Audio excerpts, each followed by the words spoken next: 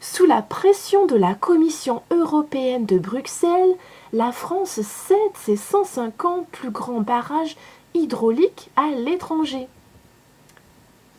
Cela fait plus de 10 ans que la Commission européenne fait pression sur Paris pour en finir avec la gestion publique du secteur hydroélectrique, sans succès. Mais avec Macron, Bruxelles est rapidement satisfaite. Cette décision est pourtant lourde de conséquences, tant pour la bonne gestion du réseau électrique national et la facture du consommateur, que pour la sécurité du territoire français. Le 12 mars 2018 déjà, des salariés d'EDF Hydroélectricité manifestaient devant le Parlement européen à l'appel de l'intersyndicale CGT-CFDT-CGC-FO. Ils exigent l'abandon de l'ouverture à la concurrence de la gestion des barrages annoncée officiellement le 31 janvier 2018 par l'entourage du Premier ministre français dans une lettre à la Commission européenne.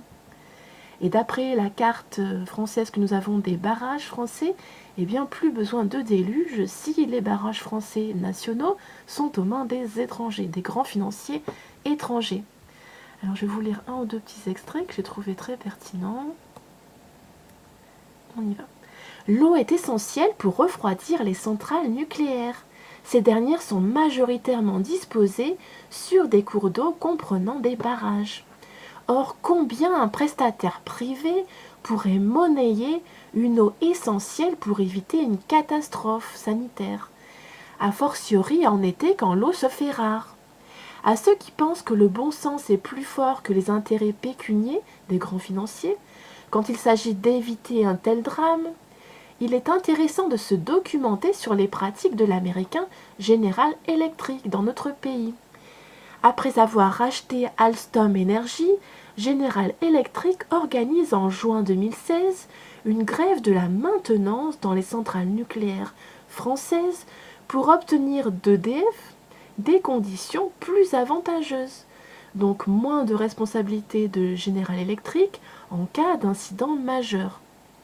Résultat, plusieurs centaines d'incidents et une direction d'EDF contrainte à plier sous menace étrangère. Les barrages fournissent 12,5% de l'électricité française, avec 70% des énergies renouvelables. C'est l'électricité la moins chère, 20 à 30 euros par mégawatt, alors que le prix moyen indexé sur le prix du nucléaire oscille entre 33 et 46 euros par mégawatt. Un opérateur privé pourrait facilement maintenir les valves du barrage fermées et attendre que le pic de consommation fasse frôler la pénurie d'électricité pour faire monter les prix. Et un petit peu plus loin, j'ai relevé quelques phrases, les voici. En juin 2015, la Commission européenne de Bruxelles juge que cela n'a rien à voir avec une concurrence libre et non faussée, je cite, et met en demeure Paris d'accélérer l'ouverture à la concurrence des concessions hydroélectriques. Donc c'est du chantage direct de Bruxelles sur notre politique nationale. La France aurait pu classer son hydroélectricité comme service d'intérêt général, échappant à la concurrence, mais rien n'a fait, s'étonne Alexandre Grillat de la CFE Énergie. En effet, comme on l'a vu, contrôler un barrage peut avoir des répercussions jusque dans l'intégrité des centrales nucléaires. A plus.